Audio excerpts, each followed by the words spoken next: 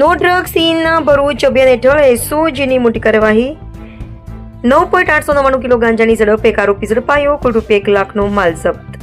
ભરૂચ જિલ્લાના યુવાનોને નશાની કાયમાં જતી અટકાવવા અને નશાકારક પદાર્થોની હેરાફેરીને સંપૂર્ણ બંધ કરવા માટે પોલીસ વડાઓના નિર્દેશ પર નો ડ્રગ્સ ઇન ભરૂચ કેમ્પેઇનની શરૂઆત કરવામાં આવી છે. આ અભિયાન અંતર્ગત ભરૂચ એસઓજી ટીમે મોટી સફળતા હાંસલ કરી છે.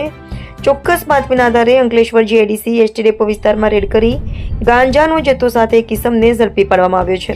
જ્યારે પકડાયેલા આરોપીની વાત કરીએ તો બાલાજી ઉર્ફે રાજી લક્ષ્મીદાસ ઉર્ફે સાધુદાસ મંડાલ, ઉંમર 45 વર્ષ, રહેવાસી ગામ સોહતા, જિલ્લો કટિહાર, બિહાર.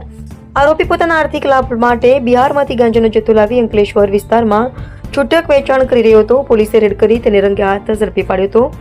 પોલીસે જપ્ત કરેલી મુદ્દામાલની વાત કરીએ તો 9.899 કિલોગ્રામ ગાંજો, મૂલ્ય અંદાજે ₹98,990, એક મોબાઈલ ફોન ₹2,000, રેલવેની ટિકિટ 2 નંગ, કુલ કિંમત ₹1,09,90.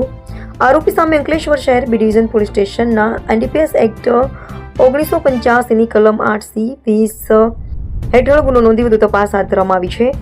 આ સફળ કામગીરીમાં police inspector Shri A Chaudhary, police inspector Shri A Chhaiya, police sub inspector Shri B Shelar, ASI Dharmendrabhai સહિત એસઓજી સ્ટાફના બહાદુર જવાનો જોડાયા હતા.